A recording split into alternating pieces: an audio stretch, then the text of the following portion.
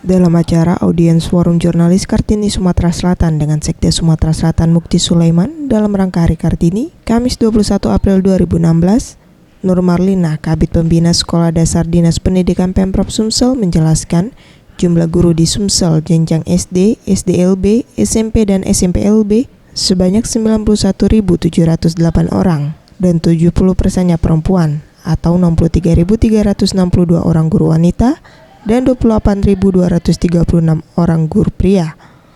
Sedangkan yang bersertifikat sebanyak 32.305 dengan 22.996 guru wanita dan 9.349 guru pria.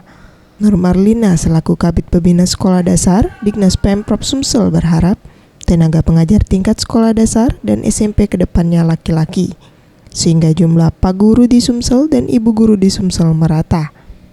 Pendidikan yang terkadang kendala karena akses ya di daerah-daerah pinggiran itu tentu memerlukan figur dari guru laki-laki karena tingkat kesulitan wilayah. Nah, ini berharap BIN ke depan juga peran laki-laki bisa tertarik untuk menjadi guru terutama di sekolah dasar.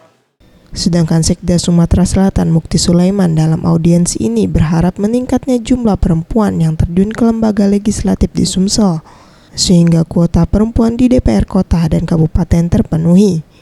Contoh misalnya keanggotaan DPRD, provinsi, dan kabupaten itu kotanya itu belum terpenuhi perempuan, belum terpenuhi. Nah, sampai itu coba ya, didorong.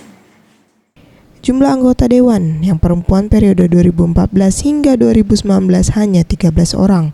Sedangkan untuk jabatan eksekutif, Sumatera Selatan baru memiliki satu perempuan, yaitu Wakil Bupati Kabupaten Musirawas. Mega Dwi Handayani, Sriwijaya TV.